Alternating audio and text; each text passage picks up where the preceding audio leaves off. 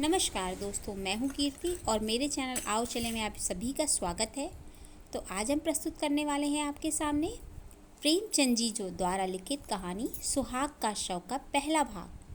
तो ये बहुत ही मार्मिक कहानी है और दिल को छू जाएगी। तो शुरू करते हैं। मध्य प्रदेश के एक पहाड़ी गांव में एक छोटे से घर की छत पर एक युवक मानो संध्या की निस्तब्धता में लीन बैठा था।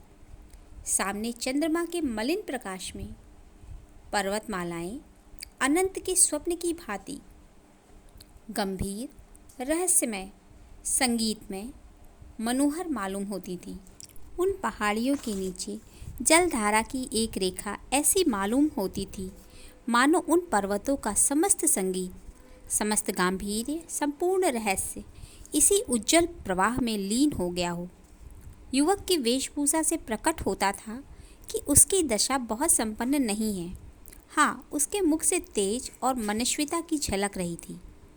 उसकी आंखों पर ऐनक न थी, न मूछें मुड़ी हुई थी, न बाल संवारे हुए थे, कलाई पर घड़ी न थी, यहाँ तक कि कोट की जेब में फाउंटेन पेन भी न था। या तो वह सिद्धांतों का प्रेमी था या आडंबरों का शत्रु। युवक विचारों में मौन उसी पर्वतमाला की ओर देख रहा था कि सहसा बादल की गरज से भी भयंकर ध्वनि सुनाई दी। नदी का मधुर गान उस भीषण नाद में डूब गया। ऐसा मालूम हुआ मानो उस भयंकर नाद ने पर्वतों को भी हिला दिया है, मानो पर्वतों में कोई घोर संग्राम छिड़ गया है। यह रेलगाड़ी थी जो नदी पर बने हुए पुल से चली आ रही थी। एक युवती कमरे से निकलकर छत पर आई और बोली, आज अभी से गाड़ी आ गई, इसे भी आज ही बैर निभाना था। युवक ने युवती का हाथ पकड़कर कहा, प्रिय, मेरा जी चाहता है कहीं न जाऊं, मैंने निश्चय कर लिया है। मैंने तुम्हारी खातिर हामी भर ली थी, पर अब जाने की इच्छा नहीं होती। 3 साल कैसे कटेंगे? युवती ने कातर स्वर में कहा, 3 साल के वियोग के बाद फिर तो जीवन पर्यंत कोई बाधा न खड़ी होगी। एक बार जो निश्चय कर लिया है उसे पूरा ही कर डालो। अनंत सुख की आशा में मैं सारे कष्ट झेल लूँगी। यह कहते हुए युवती जलपान लाने के बहाने फिर भीतर चली गई। आंसुओं का आवेग उसके काबू से बाहर हो गया। इन दोनों प्राणियों के वैवाहिक जीवन की यह पहली वर्षगांठ थी। युवक बम्बई विश्वविद्यालय से एमए की उपाधि लेकर नागपुर के एक कॉलेज में अध्यापक था। नवीन युग की नई नई वैवाहिक और सामाजिक क्रांतियों ने उसे लेश मात्र भी विचलित न किया था। पुरानी प्रथाओं से ऐसी प्रगाढ़ ममता कदाचित वृद्धजनों को भी कम होगी। प्रोफेसर हो जाने के बाद उसके माता पिता ने इस बालिका से उसका विवाह कर दिया था। प्रथा अनुसार ही उस आँख मिचौली के खेल में उन्हें प्रेम का रत्न मिल गया। केवल छुट्टियों में यहाँ पहली गाड़ी से आता और आखिरी गाड़ी से जाता। ये 2-4 दिन मीठे स्वप्न के समान कट जाते थे। दोनों बालकों की भांति रो रो कर विदा होते। इसी कोठे पर खड़ी होकर वह उसको देखा करती, जब तक निर्दयी पहाड़ियाँ उसे आड़ में न कर लेती। पर अभी साल भी न गुजरने पाया था कि वियोग ने अपना षड्यंत्र रचना शुरू कर दिया। केशव को विदेश जाकर शिक्षा पूरी करने के लिए एक वृत्ति मिल गई। मित्रों ने बधाइयाँ दी। किसके ऐसे भाग्य हैं जिसे बिना मांगे स्वभाग्य निर्माण का ऐसा अवसर प्राप्त हो। केशव बहुत प्रसन्न न था। वह इसी दुविधा में पड़ा हुआ घर आया। माता पिता और अन्य संबंधियों ने इस यात्रा का घोर विरोध किया। नगर में जितनी बधाइयाँ मिली थीं, यहाँ उससे कई अधिक बाधाएं मिली। किंतु सुभद्रा की उच्चाकांक्षाओं की सीमा न थी। वह कदाचित केशव को इंद्रासन पर बैठा हुआ देखना चाहती थी। उसके सामने तब भी वही पति सेवा का आदर्श होता था। वह तब भी उसके सिर में तेल डालेगी, उसकी धोती छाटेगी, उसके पांव दबाएगी और उसको पंखा झलेगी। उपासक की महत्वाकांक्षा उपास्य ही के प्रति होती है। वह उसको सोने का मंदिर बनवाएगा, उसके सिंहासन को रत्नों से सजाएगा, स्वर्ग से पुष्प लाकर भेंट करेगा, पर वह स्वयं वही उपासक रहेगा। जटा के स्थान पर मुकुट या कौपीन की जगह पीतांबर की लालसा उसे कभी नहीं सताती। सुभद्रा ने उस वक्त तक दम न लिया जब तक केशव ने विलायत जाने का वादा न कर लिया। माता पिता ने उसे कलंकनी और न जाने क्या क्या कहा, पर अंत में सहमत हो गए। सब तैयारियां हो गई। स्टेशन समीप ही था। यहाँ गाड़ी देर तक खड़ी रहती थी। स्टेशनों के समीपस्थ गांव के निवासियों के लिए गाड़ी का आना शत्रु का धावा नहीं, मित्र का पदार्पण है। गाड़ी आ गई। सुभद्रा जलपान बनाकर पति को हाथ धुलाने आई थी। इस समय केशव की प्रेम कातर आपत्ति ने उसे एक क्षण के लिए विचलित कर दिया। हाँ, कौन जानता है 3 साल में क्या हो जाए। मन में एक आवेश उठा। कह दूं, प्यारे मत जाओ, थोड़ा ही खाएंगे, मोटा ही पहनेंगे, रो रो कर दिन तो न कटेंगे।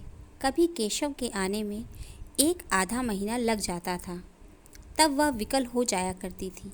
यही जी चाहता उड़कर उनके पास पहुंच जाऊं। फिर से निर्दयी 3 वर्ष कैसे कटेंगे। लेकिन उसने बड़ी कठोरता से इन निराशाजनक भावों को ठुकरा दिया और कांपते कंठ से बोली, जी तो मेरा भी यही चाहता है। जब 3 साल का अनुमान करती हूँ तो एक कल्प सा महसूस होता है, लेकिन जब विलायत में तुम्हारे सम्मान में और आदर का ध्यान करती हूँ तो ये 3 साल 3 दिन से मालूम होते हैं। तुम तो जहाज़ पर पहुँचते ही मुझे भूल जाओगे। नए नए दृश्य तुम्हारे मनोरंजन के लिए आ खड़े होंगे। यूरोप पहुंचकर विद्वानों के सत्संग में तुम्हें घर की याद भी ना आवेगी। मुझे तो रोने के सिवा और कोई धंधा ही नहीं है। यही स्मृतियाँ ही मेरे जीवन का आधार होंगी। लेकिन क्या करूं, जीवन की भोग लालसा तो नहीं मानती। फिर जिस वियोग का अंत जीवन की सारी विभूतियाँ अपने साथ लाएगा, वह वास्तव में तपस्या है। तपस्या के बिना तो वरदान नहीं मिलता। केशव को भी अब ज्ञात हुआ कि क्षणिक मोह के आवेश में सौभाग्य निर्माण का ऐसा अच्छा अवसर त्याग देना मूर्खता है। खड़े होकर बोले, रोना धोना मत, नहीं तो मेरा जी न लगेगा। सुभद्रा ने उसका हाथ पकड़कर हृदय से लगाते हुए उसके मुंह की ओर सजल नेत्रों से देखा और बोली, पत्र बराबर भेजते रहना। सुभद्रा ने फिर आंखों में आंसू भरे हुए मुस्कुराकर कहा, देखना विलायती मित्रों के जाल में न फंस जाना। केशव फिर चारपाई पर बैठ गया और बोला, अगर तुम्हें यह संदेह है तो लो, मैं जाऊंगा ही नहीं। सुभद्रा ने उसके गले में बाहें डालकर विश्वासपूर्ण दृष्टि से देखा और बोली, मैं दिल लगी कर रही थी। अगर इंद्रलोक की अप्सरा भी आ जाए तो आंख उठाकर न देखूं। ब्रह्मा ने ऐसी दूसरी सृष्टि की ही नहीं।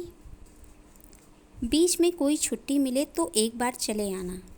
नहीं प्रिय, बीच में शायद छुट्टी न मिलेगी, मगर जो मैंने सुना कि तुम रो रो कर घुली जाती हो, दाना पानी छोड़ दिया है, तो मैं अवश्य चला आऊँगा। ये फूल जरा भी न कुम्हलाने पाए। दोनों गले मिलकर विदा हो गए। बाहर संबंधियों और मित्रों का एक समूह खड़ा था।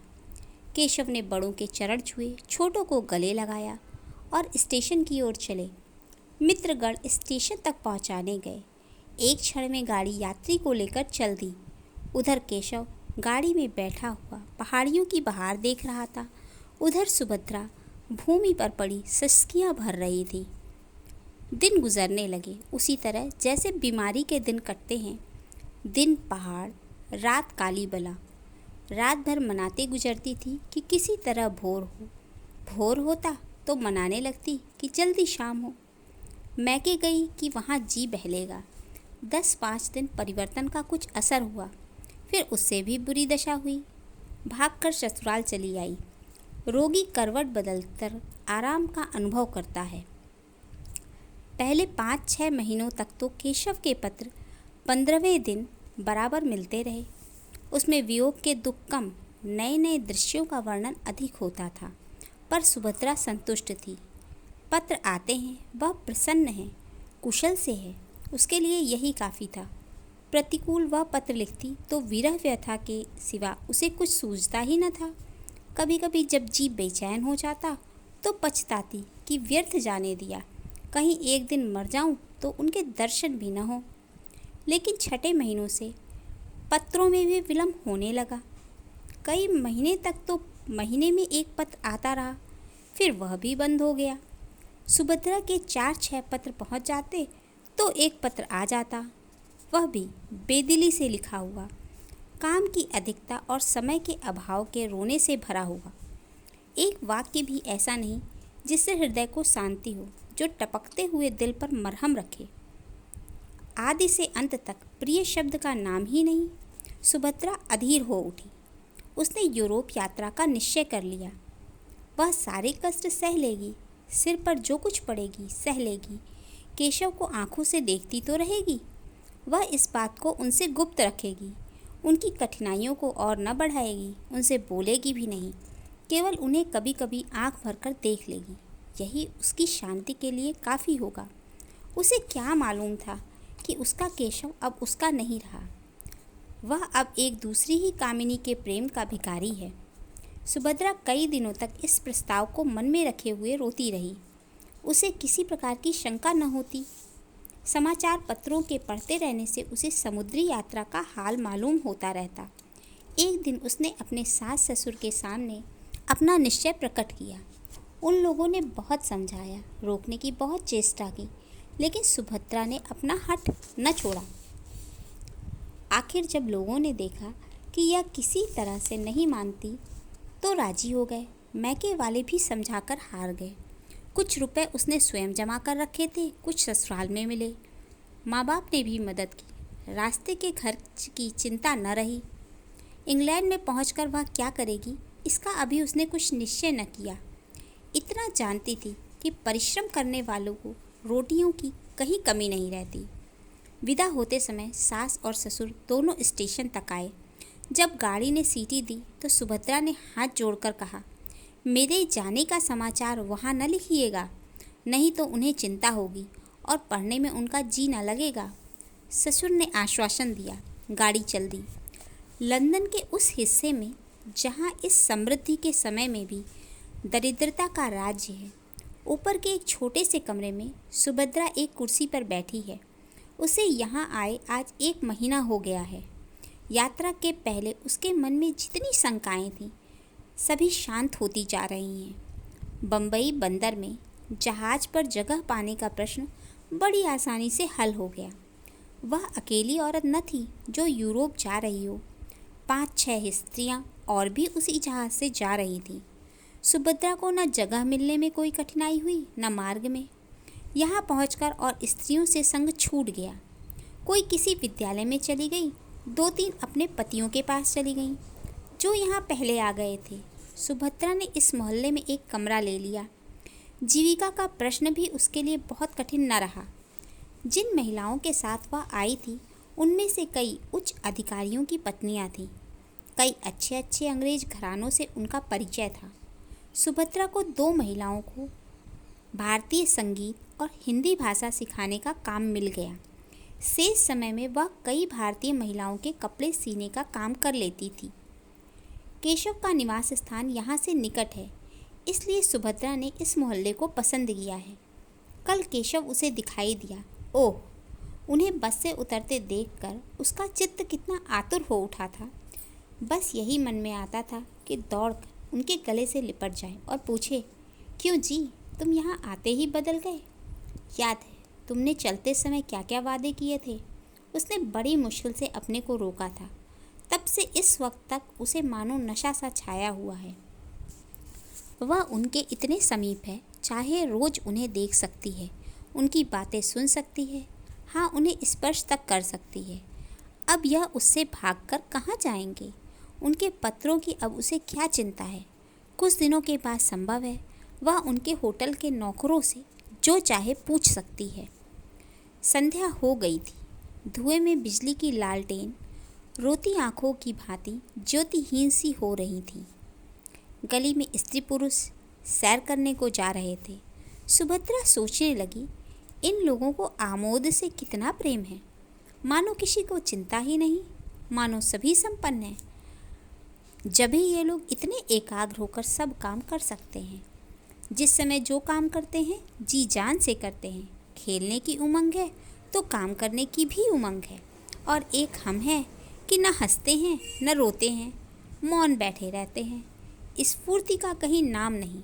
काम तो सारे दिन करते रहते हैं, भोजन करने की भी फुर्सत नहीं मिलती। पर वास्तव में चौथाई समय भी काम में नहीं लगाते, केवल काम करने का बहाना करते हैं। मालूम होता है जाति प्राण शून्य हो गई है। सहसा उसने केशव को जाते देखा। हाँ, केशव ही था। कुर्सी से उठकर बरामदे में चली आई। प्रबल इच्छा हुई कि जाकर उनके गले से लिपट जाए। उसने अगर अपराध किया है तो उन्हीं के कारण तो। यदि वह बराबर पत्र लिखते जाते तो वह क्यों आती? लेकिन केशव के साथ वह युवती कौन है? अरे, केशव तो उसका हाथ पकड़े हुए है। दोनों मुस्कुरा मुस्कुरा कर बातें करते चले जाते हैं। यह युवती कौन है? सुभद्रा ने ध्यान से देखा। युवती का रंग सांवला था। वह भारतीय बालिका थी। उसका पहनावा भारतीय था। इससे ज़्यादा सुभद्रा को और कुछ न दिखाई दिया। उसने तुरंत जूते पहने, द्वार बंद किया और एक क्षण में गली में आ पहुंची। केशव अब दिखाई न देता था, पर जिधर गया था उधर ही बड़ी तेजी से लपकी चली जाती थी। यह युवती कौन है? वह उन दोनों की बातें सुनना चाहती थी, उस युवती को देखना चाहती थी। उसके पांव इतनी तेजी से उठ रहे थे मानो दौड़ रही हो। पर इतनी जल्दी दोनों कहाँ अदृश्य हो गए? अब तक उसे उन लोगों के समीप पहुंच जाना चाहिए था। शायद दोनों किसी बस पर जा बैठे। अब वह गली समाप्त करके एक चौड़ी सड़क पर आ पहुंची थी। दोनों तरफ बड़ी बड़ी चकमगाती हुई दुकानें थीं, जिनमें संसार की विभूतियां गर्व से फूली बैठी थीं। कदम कदम पर होटल और रेस्तरां थे। सुभद्रा दोनों नेत्रों से ताकती, पग पग पर भ्रांति के कारण मचलती कितनी दूर निकल गई, कुछ खबर नहीं। फिर उसने सोचा, यूँ कहाँ तक चली जाऊंगी, कौन जाने किधर गए। चलकर फिर अपने बरामदे से देखूं, आखिर इधर से गए हैं तो इधर से ही लौटेंगे। यह ख्याल आते ही वह घूम पड़ी और उसी तरह दौड़ती हुई अपने स्थान की ओर चली। जब वहाँ पहुँची तो 12 बज गए थे और इतना समय उसे चलते ही गुजरा। एक क्षण भी उसने कहीं विश्राम नहीं किया। वह ऊपर पहुँची तो गृह स्वामिनी ने कहा, तुम्हारे लिए बड़ी देर से भोजन रखा हुआ है। सुभद्रा ने भोजन अपने कमरे में मंगा लिया, पर खाने की सुधि किसे थी? वह उसी बरामदे में उसी तरफ टकटकी लगाए खड़ी थी जिधर से केशव गया था। 1 बज गया, 2 बजा, फिर भी केशव नहीं लौटा। उसने मन में कहा, वह किसी दूसरे मार्ग से चले गए। मेरा यहाँ खड़ा रहना व्यर्थ है, चलूँ सो रहूँ। लेकिन फिर ख्याल आ गया, कहीं आ ना रहे हों। मालूम नहीं उसे कब नींद आ गई। दूसरे दिन प्रातःकाल सुभद्रा अपने काम पर जाने को तैयार हो रही थी कि एक युवती रेशमी साड़ी पहने आकर खड़ी हो गई और मुस्कुरा कर बोली, क्षमा कीजिएगा, मैंने बहुत सवेरे आपको कष्ट दिया। आप तो कहीं जाने को तैयार मालूम होती हैं।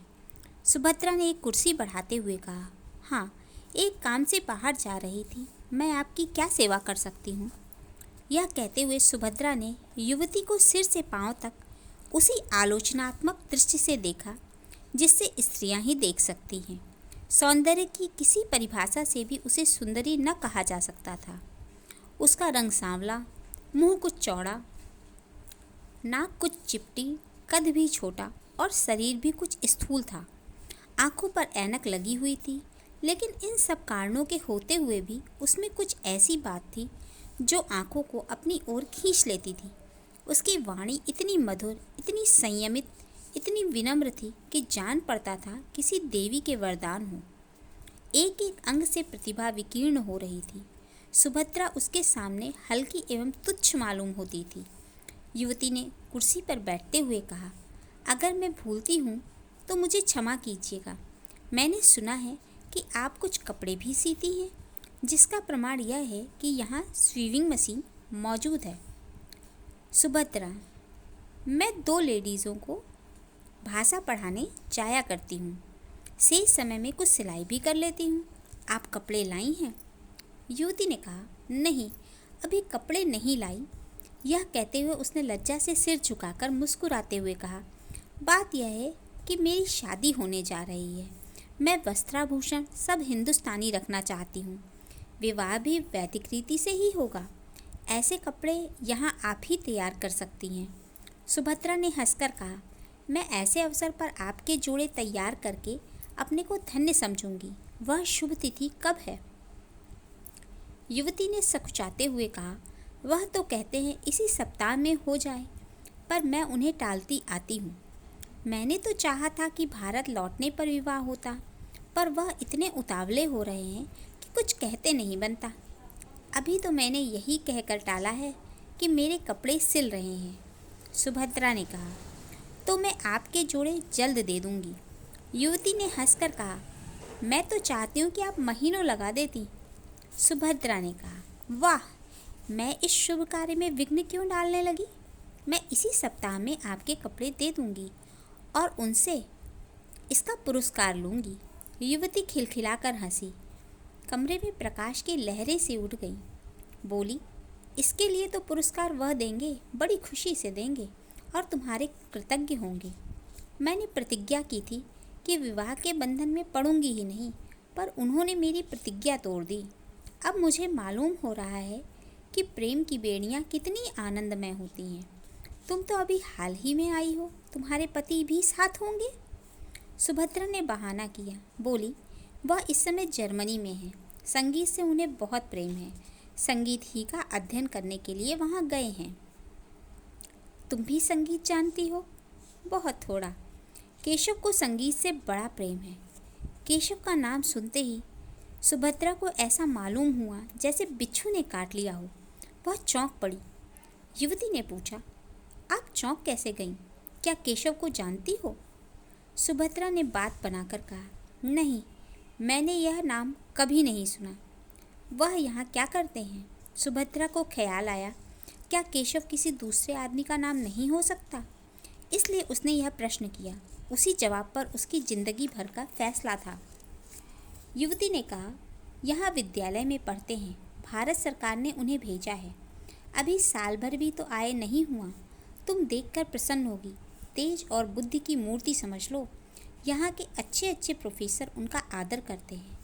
ऐसा सुंदर भाषण तो मैंने किसी के मुंह से सुना ही नहीं। जीवन आदर्श है। मुझसे उन्हें क्यों प्रेम हो गया, मुझे इसका आश्चर्य है। मुझ में न रूप है न लावण्य। यह मेरा सौभाग्य है। तो मैं शाम को कपड़े लेकर आऊँगी। सुभद्रा ने मन में उठते हुए वेग को संभाल कर कहा, अच्छी बात है। जब युवती चली गई तो सुभद्रा फूट फूट कर रोने लगी। ऐसा जान पड़ता था मानो देह में रक्त ही नहीं, मानो प्राण भी निकल गए। वह कितनी निस्सहाय, कितनी दुर्बल है, इसका आज अनुभव हुआ। ऐसा मालूम हुआ मानो संसार में उसका कोई नहीं है। अब उसका जीवन व्यर्थ है। उसके लिए अब जीवन में रोने के सिवा और क्या है? उसकी सारी ज्ञानेंद्रियां शिथिल सी हो गईं, मानो वह किसी ऊंचे वृक्ष से गिर पड़ी हो। यह उसके प्रेम और भक्ति का पुरस्कार है। उसने कितना आग्रह करके केशव को यहाँ भेजा था, इसीलिए कि यहाँ आते ही उसका सर्वनाश कर दे। पुरानी बातें याद आने लगीं। केशव की वह प्रेमातुर आंखें सामने आ गईं। वह सरल सहज मूर्ति आंखों के सामने नाचने लगी। उसका जरा सिर धमकता था तो केशव कितना व्याकुल हो जाता था।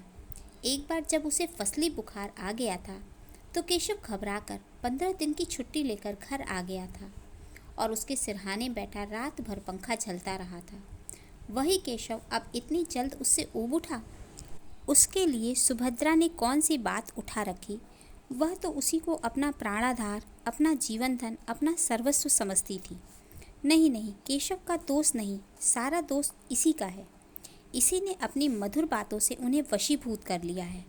इसकी विद्या, बुद्धि और वाक्पटुता ही उनके हृदय पर विजय पाई है। हाय, उसने कितनी बार केशव से कहा था, मुझे भी पढ़ाया करो, लेकिन उन्होंने हमेशा यही जवाब दिया, तुम जैसी हो मुझे वैसी ही पसंद हो। तो मैं तुम्हारी स्वाभाविक सरलता को पढ़ा पढ़ा कर मिटाना नहीं चाहता। केशव ने उसके साथ कितना बड़ा अन्याय किया है, लेकिन यह उसका दोष नहीं है। यह इसी यौवन मत वाली छोकरी की माया है। सुभद्रा को इस ईर्ष्या और दुख के आवेश में अपने काम पर जाने की सुध न रही। वह कमरे में इस तरह टहलने लगी जैसे किसी ने जबरदस्ती उसे बंद कर दिया हो। कभी दोनों मुट्ठियाँ बंद जाती, कभी दांत पीसने लगती, कभी होंठ काटती। उन्माद की सी दशा हो गई। आंखों में भी एक तीव्र ज्वाला चमक उठी। ज्यों-ज्यों केशव के इस निष्ठुर आघात को सोचती, उन कष्टों को याद करती जो उसने उसके लिए झेले थे, उसका चित्त प्रतिकार के लिए विकल हो जाता था। अगर कोई बात हुई होती, आपस में कुछ मनोमालिन्य का लेश भी होता, तो उसे इतना दुख न होता। यह तो उसे ऐसा मालूम होता था कि मानो हंसते हंसते अचानक गले पर चढ़ बैठे। अगर वह उनके योग्य नहीं थी तो उन्होंने विवाह ही क्यों किया था? विवाह करने के बाद भी उसे क्यों न ठुकरा दिया था? क्यों प्रेम का बीज बोया था? और आज जब वह बीज पल्लवों सा लहराने लगा, उसकी जड़ें उसके अंतस्थल के एक एक अणु में प्रविष्ट हो गई। उसका रक्त, उसका सारा उत्सर्ग वृक्ष को सींचने और पालने में प्रवृत्त हो गया, तो वह आज उसे उखाड़कर फेंक देना चाहते हैं। क्या हृदय के टुकड़े टुकड़े हुए बिना वृक्ष उखड़ जाएगा? तो दोस्तों, कहानी में आगे क्या होगा, इसे जानने के लिए अगले भाग का इंतज़ार करें। और जानते हैं कि अगले भाग में होगा क्या? क्या केशव ने अपने विवाह की बात इस दूसरी स्त्री से छुपा कर रखी है, या क्या वो उससे विवाह कर लेगा? सुभद्रा का क्या होगा? कहानी में आगे क्या होगा, जानने के लिए इंतज़ार करें अगले भाग का। और इस कहानी को सुनकर आपको कैसा लगा, क्या महसूस किया, प्लीज़ कमेंट बॉक्स में ज़रूर लिखें। तो मिलते हैं कहानी के अगले भाग में। धन्यवाद।